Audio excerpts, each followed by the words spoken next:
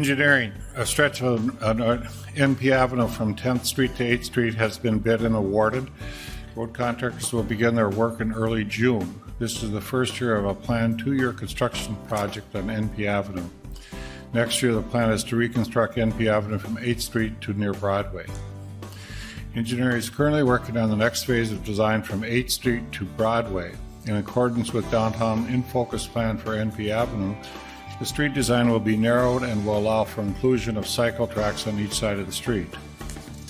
Because of this, engineer plans on running a 2-week trial at the intersections of 8th Street and NP and at Broadway and NP using stop signs to signal to control the intersections versus operating traffic signals.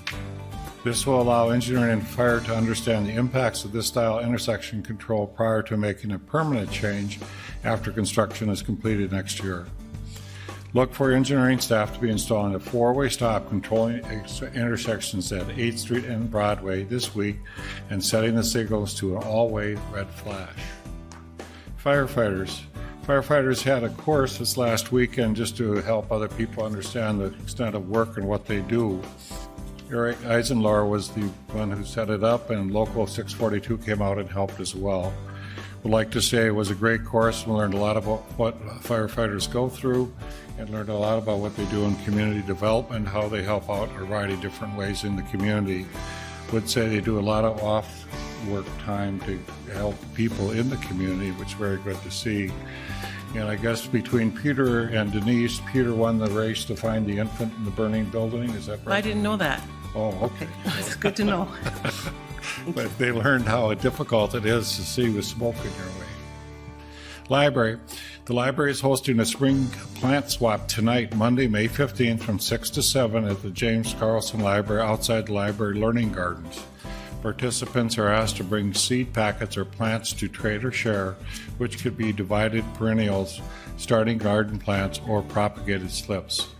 If you don't have anything to bring, that's okay. Everybody will go home with something new. All are welcome to attend this free session. Beginner yoga sessions for adults is scheduled weekly on Thursday evenings at 6 p.m. this month at the James Carlson Library. May is Mental Health Awareness Month, and on May 2nd, the Fargo Cast Public Health, Fargo Police Department, and the 463 Foundation hosted a news conference at the Fargo Theater to premiere Faces of Suicide, which is the second suicide prevention public service announcement. It was produced by our comms team. It's important that in this community we do our best to make sure we're helping out one another when it comes to mental health. Faces of Suicide stresses how critical it is to understand what you cannot tell just by looking at someone, if they are struggling or hurting inside. There is no one look of suicide. Mental health can be invisible. Let's watch this video and recap the unveiling event.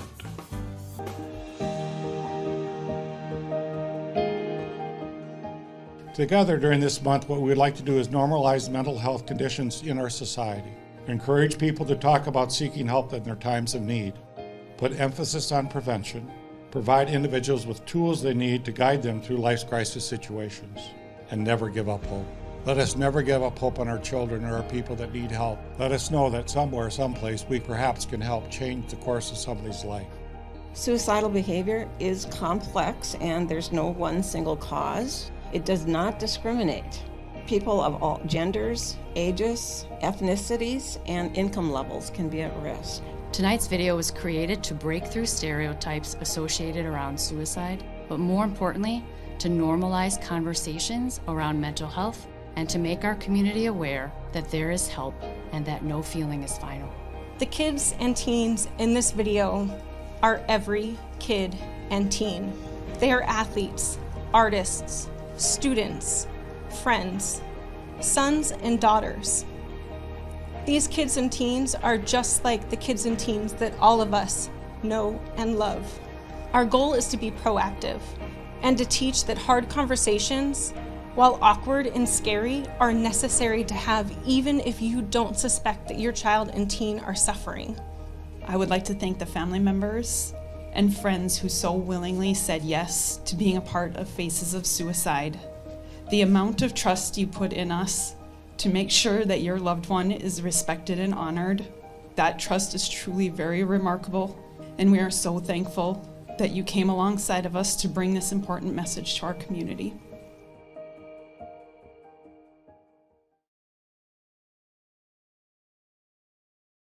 There is no one look of suicide. Liam Med, age 15, son, brother.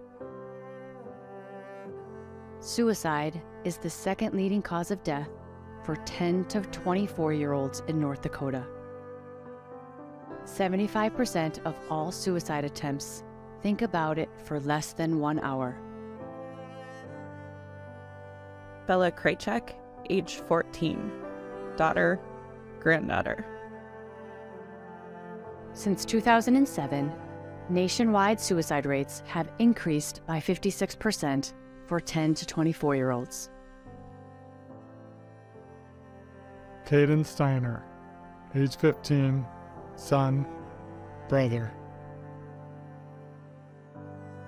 It's likely that someone in your family or friend circle is contemplating ending their life. Warning signs can include withdrawing from activities, a change in eating habits, a change in sleeping habits, more irritable or emotional than normal. They may talk about shame or guilt, not wanting to be here, being a burden or a mistake, being trapped, dying, or what happens after life. Eli Johnson, age 19, son, cousin, friend. Immediate life stressors matter. Relationships, finances, legal issues, medical prognosis, public humiliation, shame. Nolan Wilson, age 11, son, brother. You have value. We care about you. Reach out to someone. There is no shame. No feeling is final. You're not alone. There are resources. Help is available. The National Suicide and Crisis Line is 988. In an emergency, dial 911.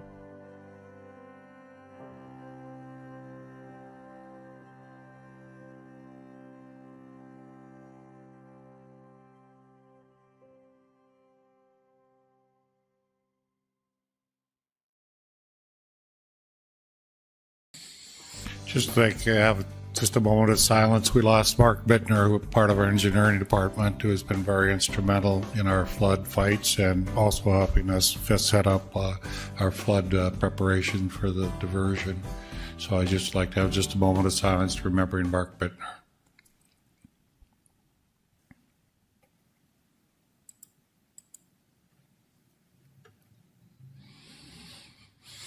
Thank you.